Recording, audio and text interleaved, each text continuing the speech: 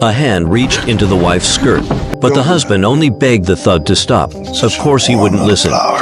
Ethan wanted to call for help, but the gangster instantly pulled out a handgun. Ethan dared not resist. The thug arrogantly grabbed his wife. Ethan, suppressing his anger, signaled to his wife. She immediately bit the thug's ear. Ethan seized the chance to knock away the weapon, instantly startling the thug. He then told his son to retrieve the thug's weapon. Just as the boy picked up the handgun, the thug suddenly grabbed the son. Another thug immediately pulled out handguns and ordered Ethan to drop his weapon. Ethan panicked, but for his son's safety, he had no choice but to surrender. The next second, the thug kicked him off the carriage. His wife's screams reached him. Ethan desperately chased the carriage. After running for a long time, he found his son lying in the middle of the road, only to find he was no longer breathing. With no time to weep, Ethan could only carry the body and continue chasing.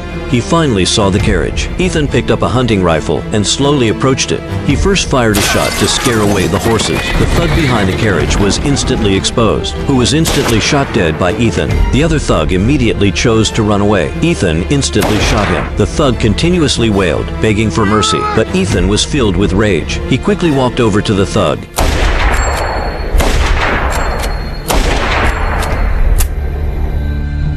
Only then did Ethan approach the carriage, finding his wife already dead. Ethan could only tragically carry his family's bodies home. After his brother Jake learned of the events, he told Ethan to leave immediately to avoid being hunted by the gang. However, as Ethan prepared to leave, many gunmen quickly appeared. Ethan had just turned to flee when he was shot. He didn't die immediately. Therefore, the gang then hung him under the scorching sun to torture him. But in the middle of the night, Jake quietly appeared. Taking advantage of the heavy rain, he killed all the gang's guards, successfully rescued Ethan, and the two escaped on horseback. However, the gang also sent a large number of gunmen to pursue them. Jake worried that neither of them would escape, so he hid Ethan behind some rocks and drew the enemies away himself. Shortly after, Ethan woke from his unconscious state. Suddenly, he heard the sound of horse hooves. He quickly hid behind the rocks, avoiding the gang's patrol. However, the gang was dragging a body. It was his brother, Jake, and now he only had a rifle left by his brother.